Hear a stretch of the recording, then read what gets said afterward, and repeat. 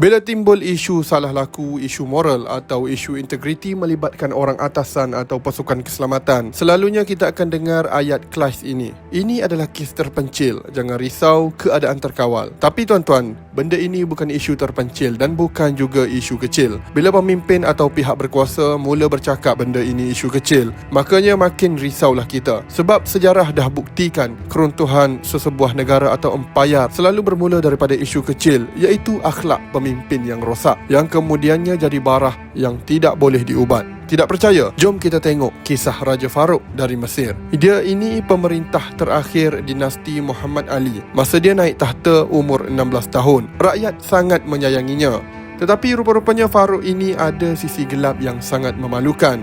Dia dikenali sebagai Raja Playboy dan kaki judi paling tegar. Hobi dia, setiap malam dia akan habiskan masa di kelab malam, main judi, minum arak dan dikelilingi wanita-wanita Eropah. Dia punya boros tu punyalah tidak masuk akal. Dia ada beratus-ratus kereta mewah, merah warna rasmi dia. Orang lain tidak boleh pakai kereta merah. Tetapi perangai dia yang paling pelik dan buat orang garu kepala ialah dia ini suka mencuri. Dia raja, dia harta melimpah ruah, tetapi tangan dia gatal kalau nampak barang orang. Pernah satu ketika Perdana Menteri Britain yang terkenal, Winston Churchill, datang makan malam dengan dia. Tengah berborak, tiba-tiba Churchill perasan jam tangan poket dia yang sangat mahal, warisan keluarga, hilang.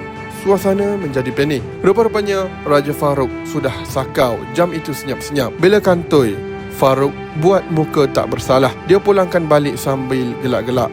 Better saja je nak gurau. Nak tengok skill menyeluk saku better masih tajam atau tak. Malu satu negara, pemimpin negara lain datang, kau pergi curi jam dia. Tetapi kemuncak kehancuran dia berlaku masa Perang Arab-Israel 1948. Masa ini tentera Mesir tengah bertarung nyawa di medan perang lawan Israel.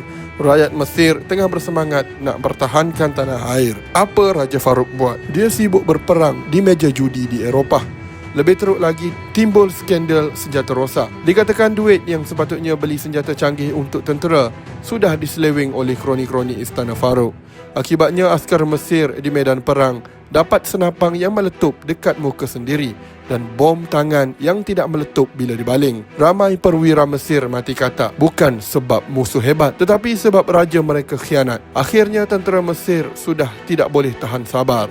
Pada tahun 1952, sekumpulan pegawai tentera yang dipimpin oleh Gamal Abdel Nasir dan Muhammad Naguib melancarkan rampasan kuasa, iaitu Revolusi Mesir 1952. Mereka kepung Istana Farouk. Raja yang dulunya sombong, yang hidup bermewah-mewah, akhirnya dipaksa turun tahta serta-merta. Dia dihalau keluar dari Mesir. Dia hilang kuasa, hilang hormat dan hilang negara. Dia lari ke Itali dan habiskan sisa hidup dia dengan cara yang menyedihkan. Makan. Dia jadi pelahap. Dia makan, makan dan makan sampai gemuk gedempul. Akhirnya dia mati tercekik di sebuah restoran di Rom selepas makan malam yang sangat banyak. Pengakhiran yang tragis untuk seorang raja. Jadi berbalik pada isu integriti dalam negara kita. Janganlah kita anggap suka berhibur atau salah laku moral pemimpin itu benda kecil. Tengoklah Farouk. Mula-mula cuma main judi sikit-sikit. Selepas itu main perempuan. Lepas itu mencuri barang orang. Akhirnya dia mencuri duit senjata tentera sampai negara kalah perang. Bila nampak asap, percayalah api tengah marak. Kalau kita tak padamkan api itu semasa dia kecil, satu negara akan hangus terbakar macam Mesir zaman Farouk. Masya Allah, takut kita melihat bagaimana kemewahan dunia boleh menukar seorang pemimpin menjadi pengkhianat kepada bangsanya sendiri. Kisah Raja Farouk ini menjadi peringatan keras bahawa amanah kepimpinan itu bukan tiket untuk bersukaria. Sebaliknya, ia adalah beban tanggungjawab yang akan dipersoalkan. Apa sangatlah umur kita kat dunia ini? Rezeki lebih sampai umur 63 tahun. Selebihnya subsidi sahaja. Tetapi kalau lebih sampai 100 ke 120 tahun, Alhamdulillah. Tapi tetap akan mati.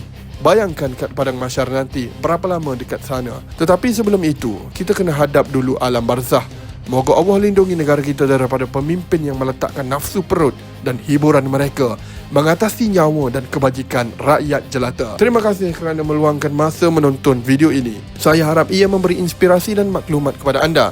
Jangan lupa like, subscribe dan kongsikan kepada yang lain. Sokongan anda membantu channel ini untuk terus berkembang. Jumpa lagi pada video yang akan datang.